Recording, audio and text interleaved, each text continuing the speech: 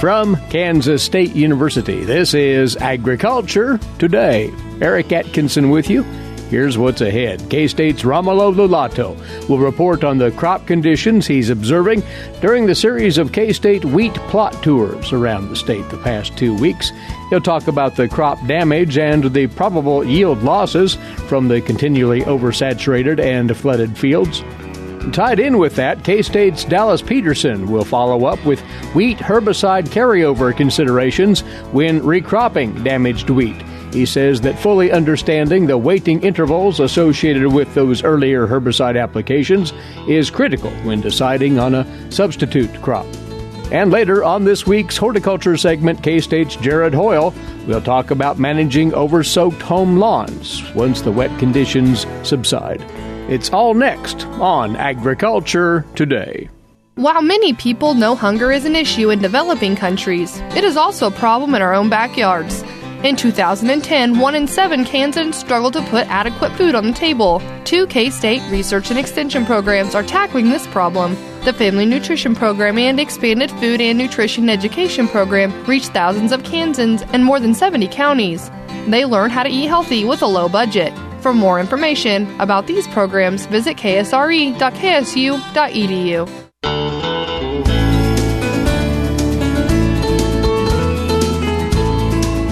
Thanks for tuning in for another Agriculture Today on this, the K-State Radio Network. Glad to have you along.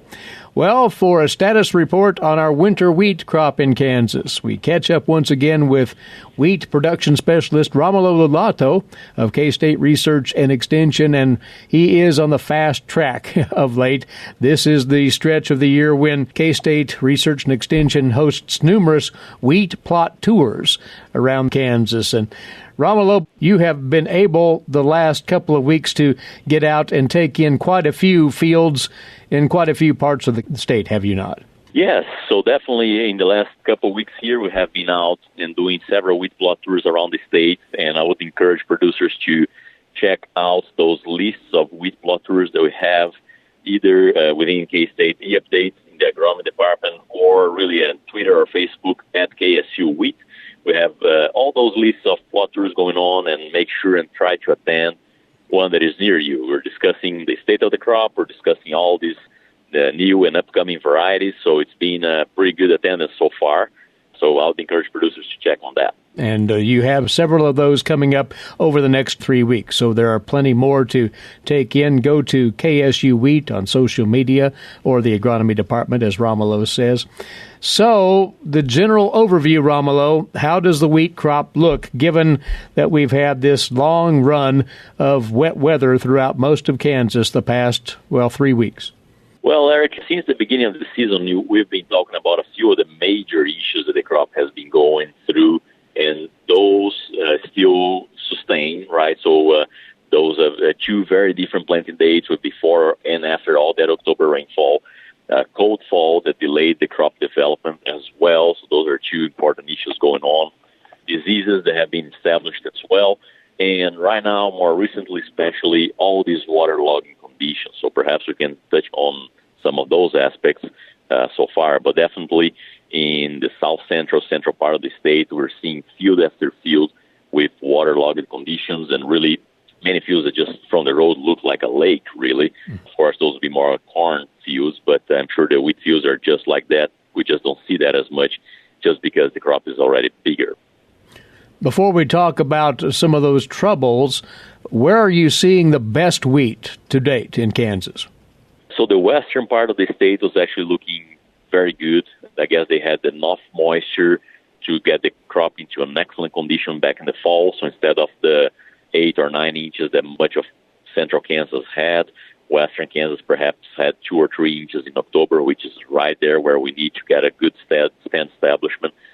And really, through the fall, they had a better crop going into the fall. And really, out of the fall, now the spring as well, it seems like they're getting perhaps the right amount of rainfall, whereas central Kansas is being more on the excessive side of rainfall, right? So I would say that western Kansas, it's probably the best-looking wheat, like Colby, Leote, in that region, and north. Probably that's where I'm seeing the best-looking wheat in the state this far. But as you say, other parts of the state, there are concerns about the condition of those stands. Those fields that have been maybe not flooded, but have been persistently pelted with rain, what is the effect of that wet weather on kernel set for those fields that far along? Yeah, so we have a few different consequences there, right? The fields that have been just receiving all that much rain since flowering and so on. So we have a few different consequences there. A few more on the agronomic side, would be, of course, wheat doesn't really like those waterlogged conditions. So that can really be detrimental to the kernel set, right? For the most part, the kernel is still during development right now. Here in south central Kansas, we're seeing anywhere from just beginning to develop that berry with maybe 1/8 or a fourth of berry developed, all the way to just beginning at the milk stages of development. And if the plant goes through anaerobic conditions that early, it can really be detrimental to our kernel set and to that kernel weight as well, resulting in low test weight, very shriveled kernels. If it's the case that the plants are going through waterlogging stress and anaerobic conditions, right, those would be perhaps the biggest consequences there. And we are starting to see in some fields in the low-lying areas where we have perhaps poorly drained spots of the field, where those areas are kind of becoming already white.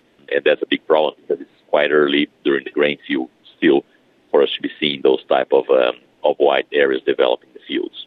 We also have some other consequences that include, for example, if we have all that moisture in the root zone, the crop will not be as stable there, so we start to see more lodging as well. Just from a mechanic perspective, it doesn't have as much of a structure there, and so we start seeing more lodging in those fields as well, which can harm our grain field. If lodging occurs relatively early and is severe, we can have some senescence there as well. Disease incidence might also be higher in these fields just because we are seeing so much moisture and temperatures have been nearly perfect for stripe rust. So we're seeing some of that develop as well. So I guess overall the message is that, of course, the first and foremost thing that we think about is these waterlogged conditions and the grain set and how it can harm our test weight and our grain weight. But really, we have many other consequences such as lodging and disease incidents that go on because of these waterlogged conditions.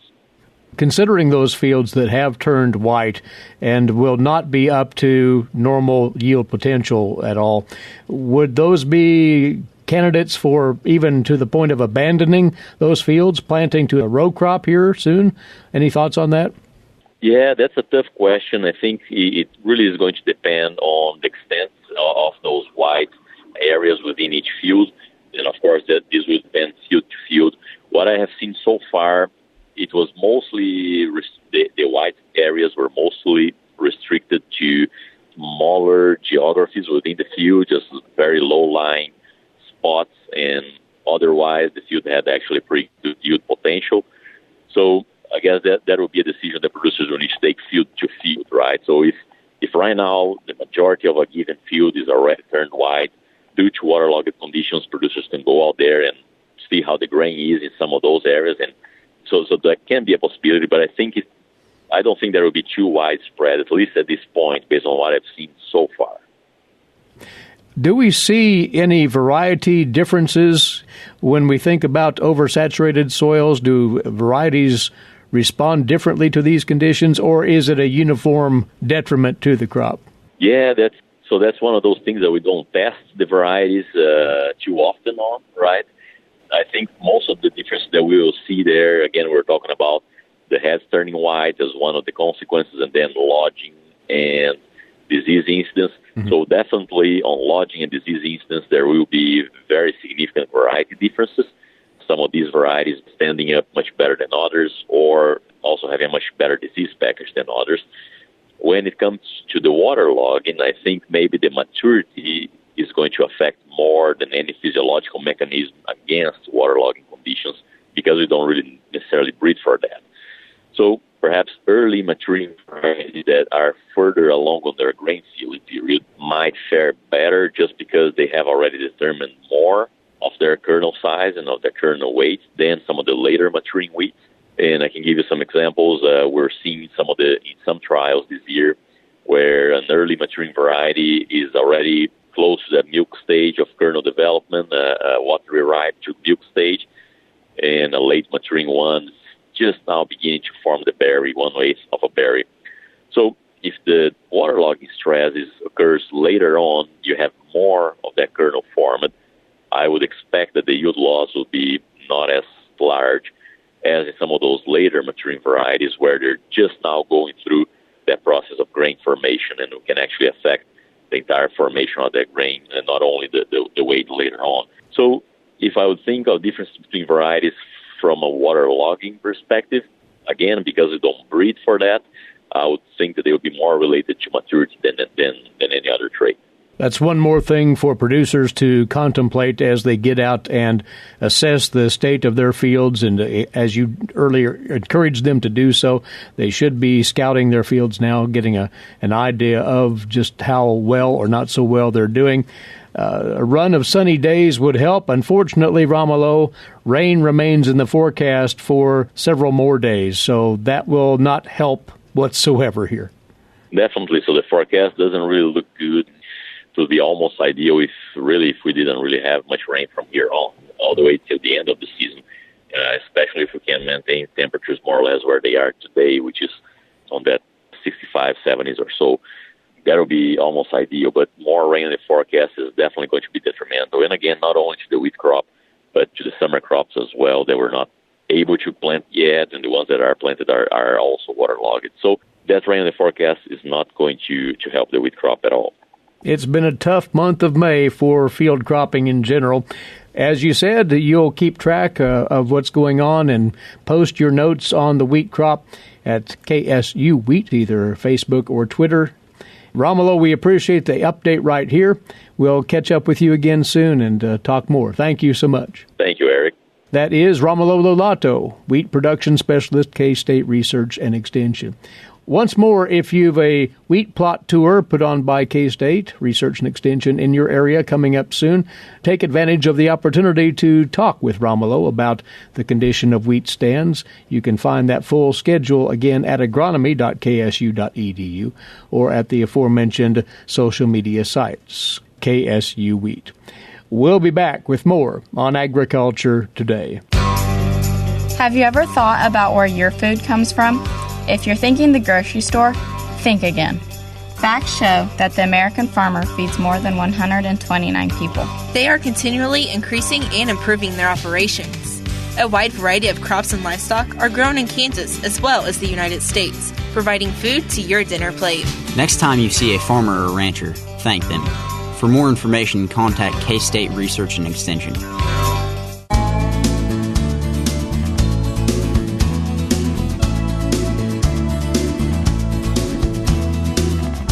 Welcome back to Agriculture Today, and to follow up on our conversation a moment ago with K-State's Romulo Lollato about those wheat fields under duress from the excessive water and the flooding in Kansas. Some considerations for those of you in that situation who may be moving on from that wheat to a follow-up crop as a substitute. Herbicide carryover concerns. Dallas Peterson is with us. He is a weed management specialist with K-State Research and Extension, as you know. This needs to be part of the picture in as far as thinking about options here, Dallas. If one's going to abandon that wheat, go with something else, whatever herbicide applications were put on that wheat have to be brought into consideration. Yeah, that certainly is a very important consideration. And again, it's been one heck of a year from the very beginning of our wheat season up until now. And so, again, we had a lot of variable wheat fields out there, some that maybe were abandoned earlier because of late planting and poor development and that sort of thing. And now, of course, with all the rain, again, maybe some drown-out spots and that sort of thing. So if you are considering, however, changing your plans and planting some sort of a summer crop or even a fall crop, you still need to consider what herbicides might have been applied to that wheat crop, because certainly some of them are fairly persistent and do have some recropping restrictions. Primary among those, the sulfonylurea herbicides, right? Yeah, those tend to be the longest lived, especially mostly of our wheat herbicides, but we do use quite a few of those in our wheat. So Ally and any other products that have metsulfuron in them. There are a lot of generic metsulfuron products these days. Glean, Finesse, Amber, Rave, those all have fairly persistent ALS-inhibiting herbicides. Also, some of the cheatgrass herbicides that we use, like PowerFlex and Olympus and Outrider, I probably don't use that much anymore. But again, very important considerations with all of those in terms of what we can plant if we want to follow up this summer with a crop. So what do we know about the tolerance of a given follow-up crop to those herbicides? That will vary amongst the crops, you say. It does vary, again, among the herbicides and the crops a little bit, but we can make some generalities. And so, again, I should preface this that you always have to follow the label guidelines in terms of what the recropping restrictions are. But there are, again, some similarities among these as far as what crops are most tolerant and what are most susceptible. So in general, the most tolerant crop would be STS soybeans, or at least what we've known as STS soybeans over the years. STS stands for sulfonylurea tolerant soybeans. And so these are soybeans. They're not genetically modified. It was a naturally occurring gene that they found that give them more tolerance to the sulfonylurea herbicides in general than the non-STS soybeans. Now, in the last 4 or 5 years, some of the seed companies have come out with some new terminology, and they actually may be different genes or a combination of genes. But the end result is that, again, they all have more tolerance to sulfonylurea herbicide. So some of those other technologies would be Bolt technology from Pioneer. That's kind of replaced STS in their lineup. And then the Bayer seed companies, formerly Monsanto, they refer to it as SR. Sulfonylurea ready soybeans. So again, these have more tolerance and therefore, at least on some product labels, have a shorter recropping interval than regular soybeans. So you need to make sure you're clear on that. The next most tolerant crop of our common row crops, at least, would be sorghum. And in most cases, the labels do specify grain sorghum, but not always. Sometimes it simply does say sorghum. You might assume that some of the other sorghums that we plant just for feed, like sorghum Sudan grass, probably are going to respond pretty similarly to grain sorghum and forage sorghum. So those would be the two most tolerant. And if you look across the labels, again, it varies by product. Oftentimes, the rotational interval following one of the herbicides that I listed earlier is 3 to 4 months. So if we made a late fall, early spring, we're within that guideline. Now, again, some of the labels give you yet more leeway in that they will say that you can go shorter than what the specified rotational restriction is as long as you do a field bioassay. Basically, that's planting the crop and see if it's injured or not. But you, as the grower, assume the responsibility if there's crop injury. So basically, they're saying you're on your own. But at least you're legal if that sort of statement does show up on that label. Now, the one exception to the rule that sorghum is one of the more tolerant crops to that group of herbicides is the Outrider or Maverick herbicide. We don't use those much anymore because of the long crop rotation restrictions. But grain sorghum or sorghum in general is very susceptible to Outrider and Maverick. So no way that you would want to plant that the same year as the application of one of those herbicides. So that one, again, is kind of an outlier compared to most of the other sulfonylurea herbicides. That one has a 22-month wait to get Yeah, again, very, very susceptible. Right. And really, as we look at a lot of our other crops that we might consider, they also are quite a bit more susceptible. Conventional soybeans, non-sulfonylurea tolerant soybeans, more susceptible than sorghum or STS soybeans. Corn, very much so. That kind of surprises some people that corn is a lot more susceptible to those herbicides than sorghum is. And so sometimes you can kind of get caught holding the bag there thinking, well, you know, I've followed those herbicides with sorghum and not have a problem. I can do that with corn. If you do that, there's a good chance you're going to have a problem.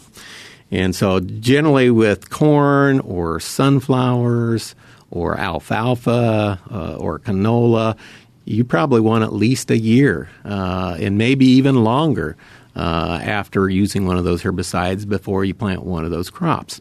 And there are other factors that affect the persistence and the length of carryover as well, and probably the big one with this group of herbicides is soil pH. The higher the pH, the more persistent those herbicides are, the more likely you are to have some injury.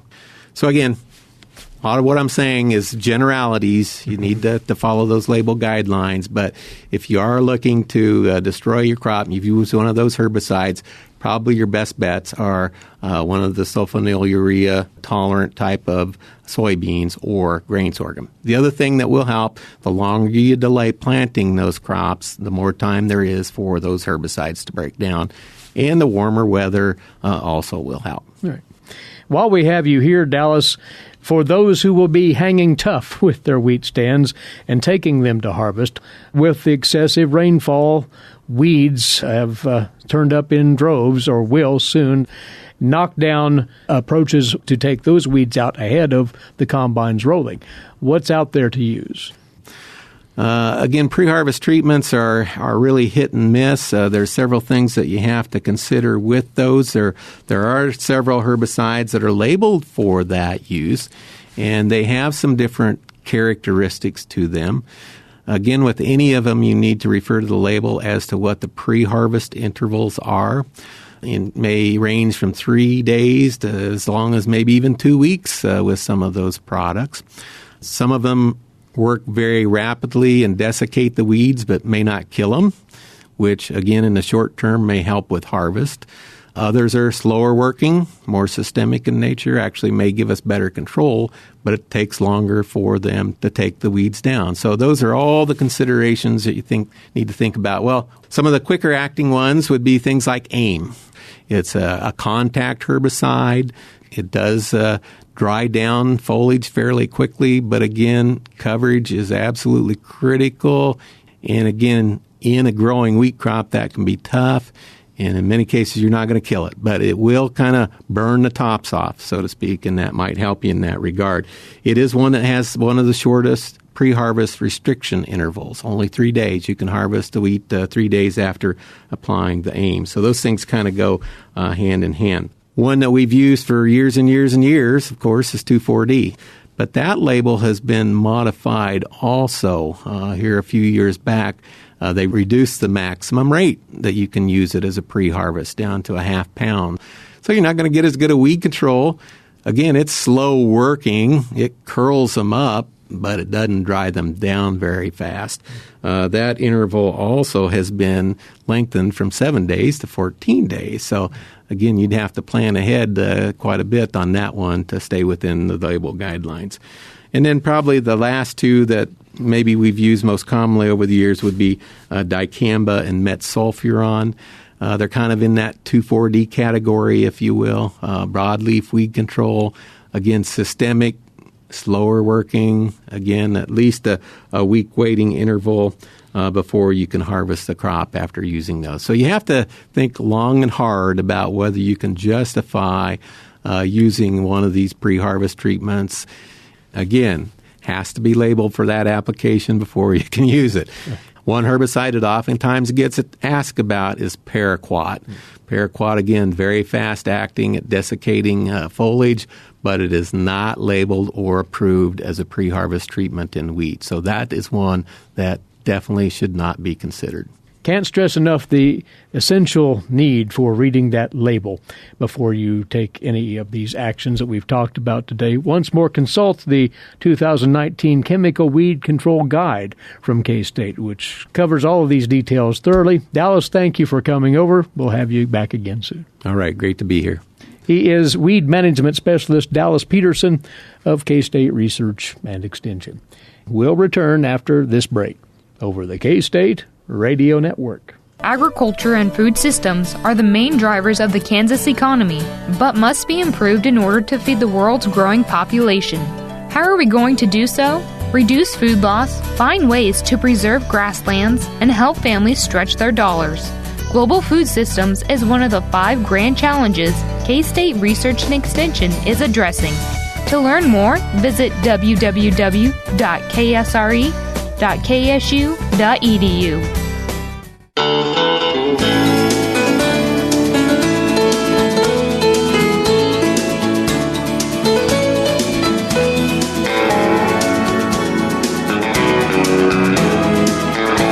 You're tuned in to Agriculture Today, coming to you from the campus of Kansas State University.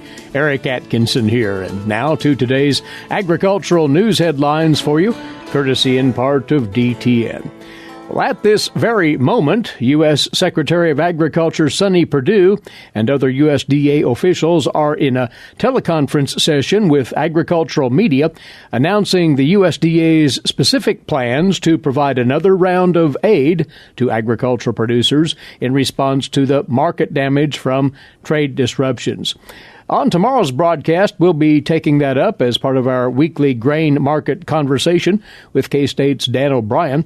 Along with Dan, K-State agricultural economist Monty Vandeveer will be here to cover the crop insurance prevented planting options available to you producers who've been prohibited from planting because of the wet weather. That'll be tomorrow, right here. Two bills introduced in the U.S. Senate this week would remove fish and wildlife as an authorized priority in the Missouri River Basin and would place a priority on flood control following the devastating and ongoing flooding in the basin this spring. Senator Josh Hawley of Missouri introduced the two bills. The first would again remove fish and wildlife as a priority in managing the basin.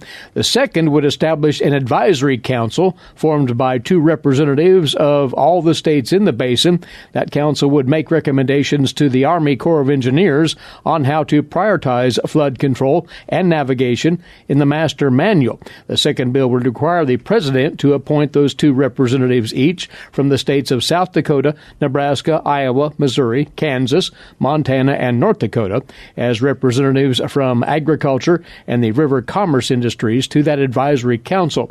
Recommendations will include how to best prioritize flood control and navigation in the basin. The council would be in place for 1 year, according to this legislation. Now, those bills are being co-sponsored by Senators Chuck Grassley of Iowa and Sam Graves of Missouri. The Corps of Engineers has faced heavy scrutiny from residents in the basin, as well as from lawmakers about the handling of the river. Extensive flooding back in 2011 and again this year has led to billions of dollars in property damage and has displaced residents in the basin. Back in 2004, the Corps began prioritizing wildlife protection and restoration over flood control. The Corps reopened historic chutes, increased reservoir stage, and endangered species releases, essentially returning the river to a natural state to expand the spawning and breeding areas for wildlife species. The U.S. and Canada have agreed on ways to maintain trade continuity in the event of an African swine fever outbreak in either country. The USDA's Stephanie Ho has more on that.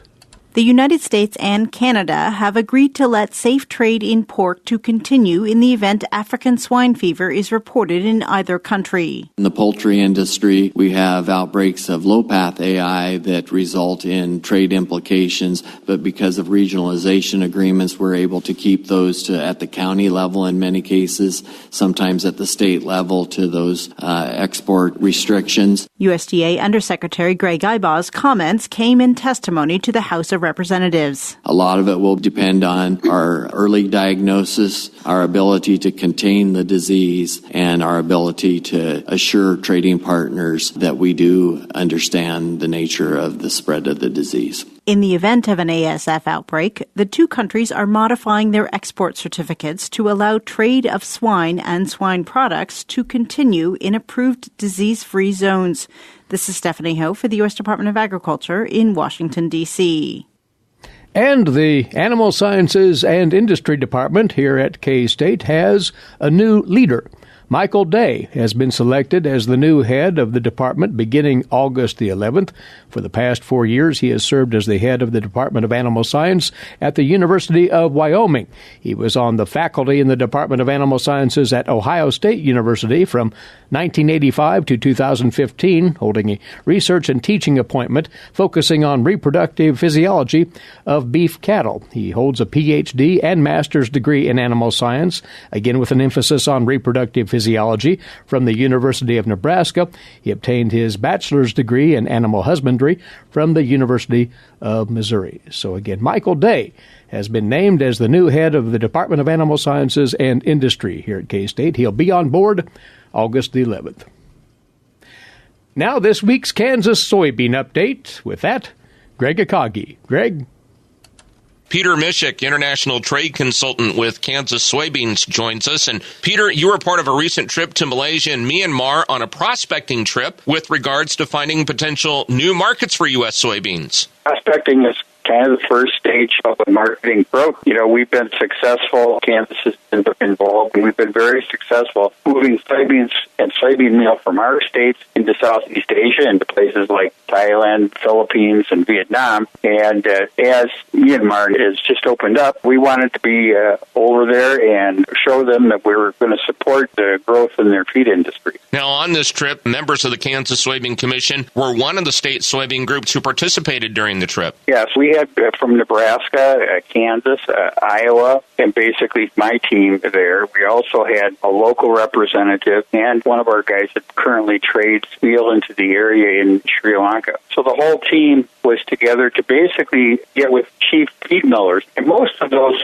feed millers are from outside of the country. They're coming in from Vietnam and Thailand and China. It's an exciting market for us. Myanmar has a population of roughly 53 million, but they only have a feed program of about 3 million tons. You can see that Myanmar has a lot of growth potential as their incomes go up and as their diets begin to change. You call this a prospecting trip. There's a lot of follow-up yet to come as far as starting to establish those markets. Many of them invited us back for their feed conference, which will be held in February, and it's going to take a little bit to get to know the local feeders. The other ones that we have relationships with other countries, and they'll typically have a certain amount of local autonomy to buy feed stuff. So it's important that we build those relationships, and every market is different, just like every state in the United States to some extent is different. Malaysia, we have a long history with, probably 20 years, but we've been out-competed in Malaysia, and so what we're trying to do is develop a supply chain to a champion, to one of the best companies in Malaysia, so that they do U.S.-only product, both in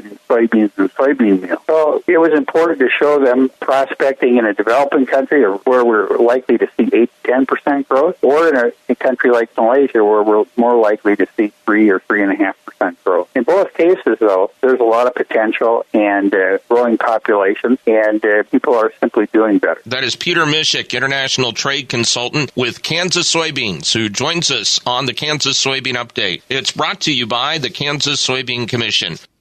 Greg Akagi there. Many thanks, Greg. This is Agriculture Today. Did you eat today? Thank a farmer. A way to get more involved in agriculture is through 4-H and FFA. Through 4-H and FFA, we have been given multiple opportunities to grow as leaders and learn more about agriculture. You can learn skills related to jobs, public speaking skills, and you get the opportunity to travel around the country and meet new people. If you want more information about getting more involved in 4-H and FFA, visit them on their websites at kansasffa.org and kansas4h.org.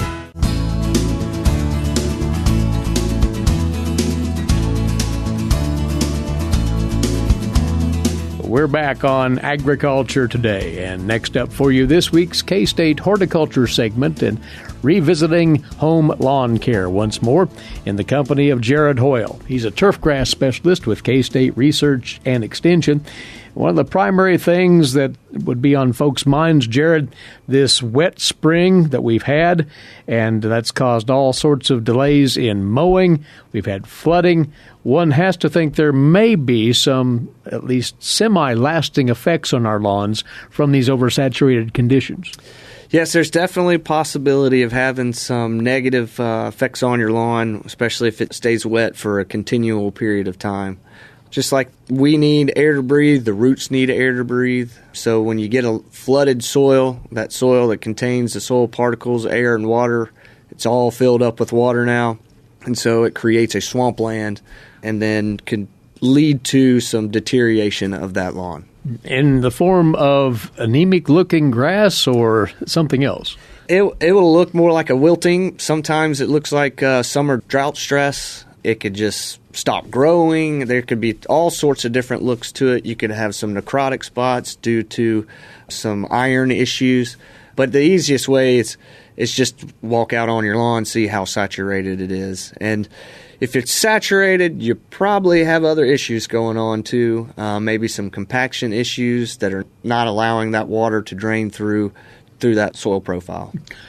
Will these conditions remedy themselves over time, or does one want to take any kind of management action to maybe help that lawn recover from these overly wet conditions? They should recover on their own for the most part. The low-lying areas would be the areas of concern that I would think of. And with all the rain that we're having recently, or periodic rain, this is a good time to identify those low-lying areas where water is being held at, or even close to the house, and may need to do some draining away if we had any water getting into basements around, which I heard quite a bit of that. And it might not be the time to fix those major drainage issues, but if you do have a compacted lawn and it dries out, you can go in there and spike it with an aerifier if you want to, not too invasive. That's going to help get that air down to those roots, get some of the gas exchange as well, get some of the gas out of the roots and some of the new oxygen into the root system, and it'll also help that water infiltrate into the soil too, and drain through that profile a little bit quicker. And if that's something you don't want to do right now, that's one thing I need to put on my to-do list for the fall when I do some of these other drainage issues. But again, if you aerated earlier in the year, it wouldn't hurt to go back in and re-aerate if this is the case. If you're definitely holding water, just make sure it's dried out, it's not too wet. When we start going over the lawns when it is wet, we can actually make the problem worse. The water just helps increase that compaction, so driving heavy equipment on it, hold off on that. And that kind of leads into mowing. Right. Do you change your practices there? You might have to stay off the lawn for a little bit. It's okay to let it grow a little taller when it dries out, and you can get on your lawn with your lawnmower, raise the mowing height a little bit, and start stair-stepping it down, because we don't want to take too much of the leaf tissue off initially. So I recommend when you go out, raise it up, mow it, wait a couple days, and then go maybe lower it down again. It may take 2 or 3 times to get it back down to your original height, and which might mean more often too. Mine, I didn't mow it for a couple weeks because it was so wet, so it was recommended you go out, pull it up all the way to the top, mow it, and then go back a couple days and lower it down and keep mowing it. And that helps disperse the clippings too.